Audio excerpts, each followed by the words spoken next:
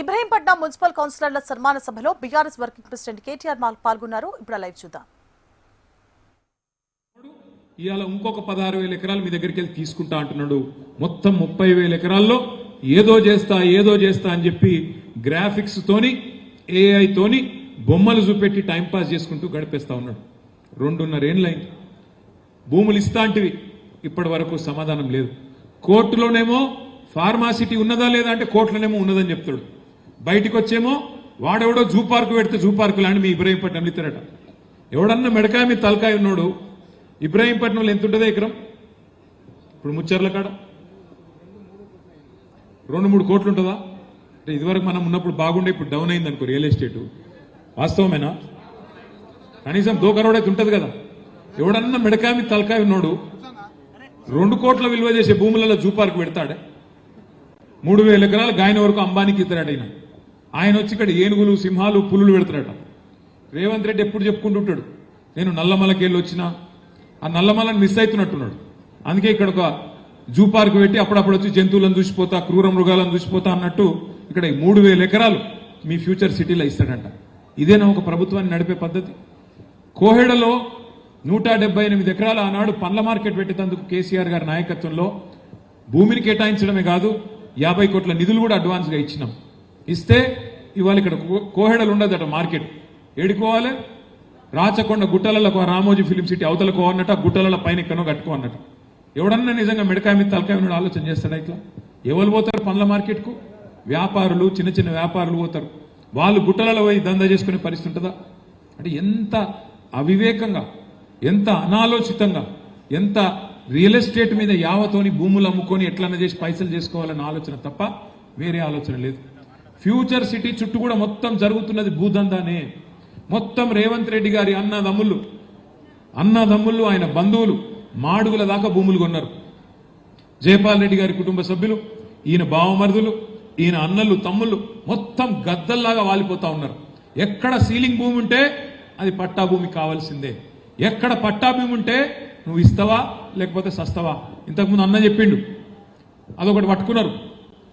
22A అంటే ఏంటి? నిషేధిత జాబితాలో భూములు పెట్టుడు. మీ గమ్మత్ ఏంటంటే ఇక్కడ కాంగ్రెస్ వాళ్ళ మేనిఫెస్టో నేను మొన్న చూసిన అసెంబ్లీ అప్పుడు. మేనిఫెస్టోలో ఏం చెప్పిండ్రు? మొత్తం కేసీఆర్ ప్రభుత్వంలో 10 ఏళ్లలో 16 లక్షల ఎకరాలు నిషేధిత జాబితాలో పెట్టిండు. మేము రాగానే 100 రోజుల లోపలనే అవన్నీ కూడా వాపస్ ఇచ్చేస్తాం, తీసేస్తాం అని చెప్పింది. కానీ ఇప్పుడు చేస్తున్నది ఏంది? 16 లక్షల ఎకరాలు ఆనాడు నిషేధిత జాబితాలో ఉంటే ఈరోజు 1 కోటి ఎకరాలను నిషేధిత జాబితాలో పెట్టిండు రేవంత్ రెడ్డి ప్రభుత్వం. ఎందుకు పెట్టిండ్రు? మీ ఎమ్మెల్యే గారు బెదిరిస్తాడు ఫోన్ చేసి, ఎవరైనా లేఅవుట్ వేస్తే ఇస్తావా సస్తావా అంటాడు. ఎట్లా ఇస్తాడు ఆయన? ఏడికెళ్ళిస్తాడు? నువ్వు అడిగేది 30%, 40% భూమి నాకు ఇవ్వాలంటాడు. ఏడికెళ్ళిస్తారు? ఇయ్యా అంటాడు అనుకో, వెంటనే తీసుకుపోవాలి, పొంగులేటి శ్రీనివాసరెడ్డికి చెప్పాలి. పొంగులేటి శ్రీనివాసరెడ్డి ఏం చేస్తాడు? అధికారులకు ఫోన్ చేసి, కలెక్టర్కి ఫోన్ చేసి బెదిరిస్తాడు. వెంటనే పెట్టవాయా నువ్వు నిషేధిత జాబితాలో పెట్టు అనగానే అట్లా పెరుక్కుంటా చాంతాడంత అయ్యి ఈరోజు కేసీఆర్ గారి టైంలో 16 లక్షల ఎకరాలు జాబితాలో ఉంటే ఇవాళ 1 కోటి ఎకరాలకు పోయింది. అంటే ఇక్కడ ఏం నడుస్తున్నది ఈ రాష్ట్రంలో అనేందుకు ఒక చిన్న ఉదాహరణ మీకు. అట్లాగే ఎంత అరాచకం అంటే ఇవాళ మనం నాయకులు, మన కౌన్సిలర్లు ఇబ్రహీంపట్నంలో మీరందరూ కష్టపడితే, ఇబ్రహీంపట్నంలో మీరందరూ గట్టిగా పోరాటం చేస్తే మరి 24 సీట్లకు గాను 13 కౌన్సిలర్ సీట్లు మనకు రైట్ రాయల్గా ప్రజలు మనకు అప్పచెప్పింది. ఒకరు ఇండిపెండెంట్ మనకు తోడైంది. ఇక అసలు ఎలక్షన్ ఎక్కడికి వెళ్ళి ఉంటుంది? రైట్ రాయల్గా ప్రజాస్వామ్యంలో మెజారిటీ ఎవరికి వస్తే వాళ్ళు గెలవాలి కదా. కానీ ఏం చేసిండు? ఒక అమ్మాయి 3 సార్లు కౌన్సిలర్, 3వసారి గెలిచింది, శ్వేత. ఆ శ్వేత గారికి బీసీ సర్టిఫికేట్ లేదని చెప్పి కొత్త కేసు. ఇక మన సుదర్శన్ రెడ్డి గారు, మన మున్సిపల్ చైర్మన్, ఆయన ఎప్పుడో 20 ఏళ్ల కిందట ఆనాడు కాంగ్రెస్ ప్రభుత్వంలో భూమి కొనుక్కుంటే వాళ్ళ ఊర్లే ఇలా భూమి భూదాన్ భూమి అని చెప్పి ఆయన మీద కేసు. అట్లాగే ఒక తమ్ముడు ఇండిపెండెంట్ కౌన్సిలర్, ఆ తమ్ముడు వాళ్ళ మదర్ని తీసుకుపోయి హాస్పిటల్లో పెట్టి ఆమె హాస్పిటల్లో నువ్వు వెంటనే రా అని చెప్పి ఆ తమ్ముడి మీద ఒత్తిడి. రాములు గారి అబ్బాయి త్రిలోక్, మరి వారింట్లో అంత కష్టం వచ్చినా చివరికి అంత్యక్రియలకు అటెండ్ అయ్యి మళ్ళీ 24 గంటలు కూడా గడవక ముందే తిరిగి వచ్చి మొండితనంతో, జిద్దుతో గెలిచి తీరాలే ప్రజాస్వామ్యం అని చెప్పి మొండిగా పోరాటం చేసి మన 13 మంది కౌన్సిలర్లు ఇవాళ ఇక్కడ గెలిపించింది మన పార్టీని కాదు, గెలిపించింది ప్రజాస్వామ్యాన్ని, గెలిపించింది ప్రజల అభిమతాన్ని, బతికించింది ఖచ్చితంగా ఈ రాష్ట్రంలో రాజ్యాంగ హక్కులను అనే మాటని మీకు విజ్ఞప్తి చేస్తా ఉన్నా. ఇక్కడ ఇబ్రాహీంపట్నంలో గెలిచింది గులాబీ జెండా కాదు, ఇబ్రాహీంపట్నంలో గెలిచింది ప్రజాస్వామ్యం. దాన్ని నిలిపింది మా తమ్ముడు మంచిరెడ్డి ప్రశాంత్ రెడ్డి గారు బంటి అనే మాట కూడా నేను విజ్ఞప్తి చేస్తా ఉన్నా. చిన్న విషయం కాదు. రేవంత్ రెడ్డి లాంటి దుర్మార్గులతో, రేవంత్ రెడ్డి లాంటి అరాచక శక్తులతో కొట్లాడాలంటే చాలా ధైర్యం ఉండాలి.